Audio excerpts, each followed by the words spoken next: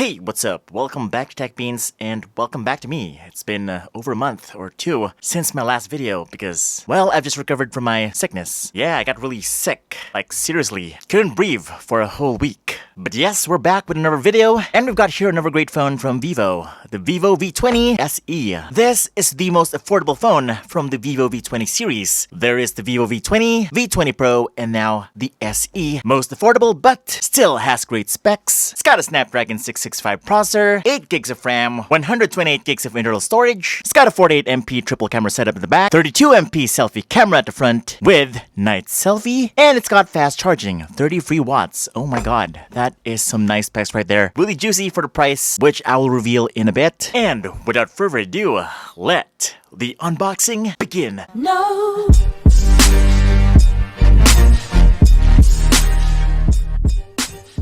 Okay, so the box is pretty much the same as the Vivo V20 and 20 Pro. It's got this navy blue color for the box. Vivo V20 SE 8128. It's got the V pattern right there just like the 20 and 20 Pro. And the color we have here is oxygen blue. We've got here the smaller box that houses the extra accessories of the phone. We've got here the jelly case, great quality. We've also got the SIM ejector pin, the quick start guide, and the warranty card. Alright, this is getting me excited. And there you go. There's the phone. Wow. Looks pretty.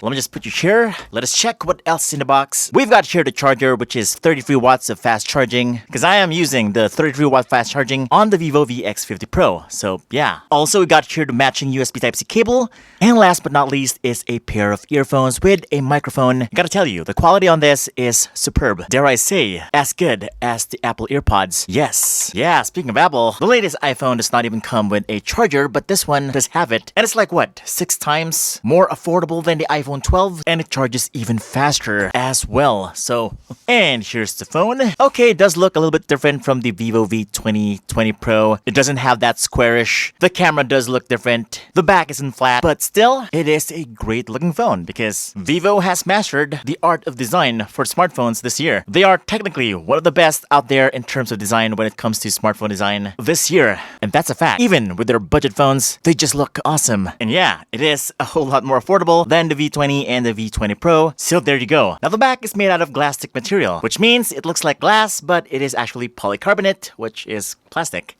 It is smooth to the touch, has a matte finish, which is great because it's not a grease magnet or fingerprint magnet. Also, the body is made out of plastic, so the phone is pretty light. Those are the benefits of plastic. Also, the back is somewhat scratch resistant. I have exposed it many times on different surfaces, and it has managed to be scratch free in the past few weeks of it being naked like this. The back is pretty simple, elegant looking, it has nice curves, and the best part is that it's super thin. Look at that, it's super thin, and it's super light. Also, I'm digging the island style camera right here. It just looks so cool. Better than the oblong one. It's got free cameras, 1, 2, free. It's got a 48MP main camera, 8MP ultra wide angle lens, and a 2MP depth sensor. Alright. And oh yeah, this one right here is 32MP. What? Must be a great selfie camera. We will see. Now let's cover the sides. At the bottom we have a headphone jack, microphone, USB Type-C port, and the loudspeaker. At the top we get another microphone, and at the other side is the SIM tray, which has a dual nano SIM card slot and a micro SD card slot for expandable storage up to 256. Alright. Now at the right side we get the power button and the volume rockers. And yes, you guessed it right, it does not have any on the left side, so boom. Now the best part about this phone is that it has an AMOLED display. Yes, Vivo is well known for their AMOLED displays in their mid-range lineups. And yeah, most smartphones at this price point do not have an AMOLED display. As good, most only have IPS displays, so yeah, there you go. By the way, this is less than 15,000 pesos. 13 to be exact. Actually, it's way lesser than that. So, this phone has a 6.44-inch 1080p AMOLED display. And I must say, this is a very high quality display. The colors are just so vibrant. Everything just looks a lot more alive or lively. The screen is super bright. That is the max brightness, as you can see. Whoo! Just look how sharp, how great that display is. And look at that, it looks great on YouTube. Wow, these couple are good looking.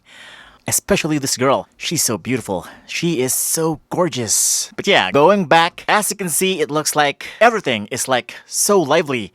It just looks like the real thing. Man, the phone just looks like it's part of the table. As you can see, bezels are thin, the chin, although you do still get the water drop notch right there at the top, but it is not so noticeable. Wow. And the great thing about the 1080p display is that you already get 1080p access on YouTube. That's great. Now this might be the real reason why you would get the phone in the first place. That AMOLED display, just so beautiful.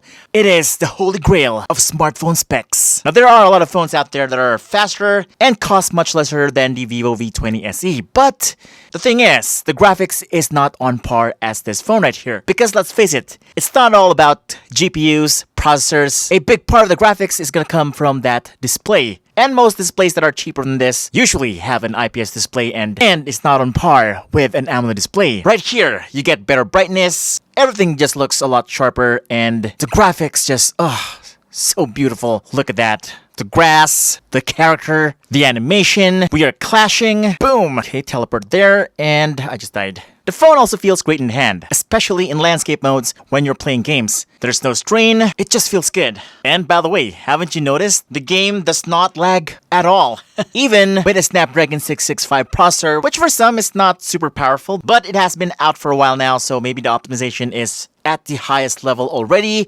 That's why we're getting this smoothness and lag-free experience in Mobile Legends. Oh, by the way, here's the settings. As you can see, it has high graphics, HFR mode, and shadow. Only the Ultra is grayed out. Now here's the Antutu benchmark score. It's 181,000 points. It may not be huge, but it was able to play Mobile Legends very smoothly. So I would say the processor is very much sufficient for your daily needs. If you're just doing Mobile Legends, browsing, watching YouTube, Netflix, check this out. Bam! That was smooth. Gotta tell you that animation and transition was very smooth. I could barely feel that this phone is being powered by a Snapdragon 665 processor. I was expecting a little bit of lag, some slowdown, but no, that must be the software. Look how fast that is. Oh my god. Now the only reason why you would want a powerful processor is that there are some games that are super heavy. Just like Genshin Impact, Asphalt 9, Honkai Impact Free, there are those kind of games. So yeah, these games really require a lot of power, and as you can see, there are still some frame drops here and there, especially when there's so much to be rendered on the screen.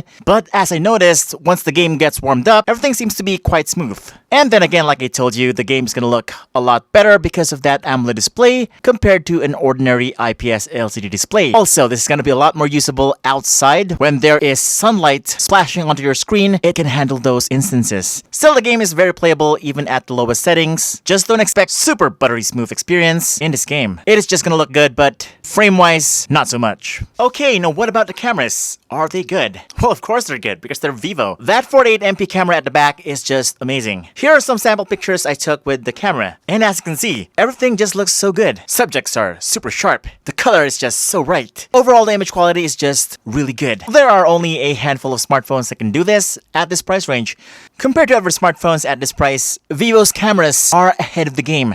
The pictures look somewhat way beyond the mid-range segment. I would even dare say it's like a high-end mid-range phone that kind of costs about 20,000-30,000 pesos, but no, this is only, what, 13,000 pesos? Woo! And you get a chance to win a Ford EcoSport? What? Also, the video is great, very stabilized, almost like the Vivo X50 Pros. Vivo has always impressed me with their smartphones, and the Vivo V20 SE is no different. It certainly manages to exceed my expectations with smartphones that are very affordable, but at the same time offers amazing value. And that is what this smartphone is, filled with value. My friends, the Vivo V20 SE is only 13,999 pesos. Already with 8 gigs of RAM, 128 gigs of internal storage, it is a beast for the price. Speaking of beast, Vivo has a beastly giveaway right now. Get this, if you buy a smartphone from Vivo within the promo period, you will get a chance to win one of these prizes: Bluetooth earphones, air purifiers, or 10,000 pesos worth of wishes. However, there is one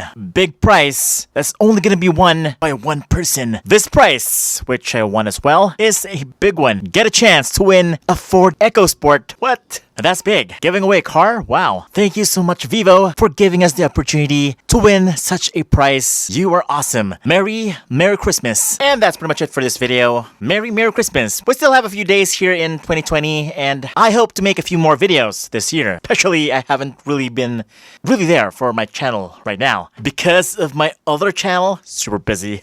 But yes, I will be back for Tech Beans because my heart is truly with Tech Beans. I love the channel. This is the first channel I really grew wholeheartedly. So please do subscribe, hit the bell icon so that you don't miss any of my great content. Tech Beans is going to be back. And yes, this is Vince Domingo from Tech Beans, and I'll see you on the next video.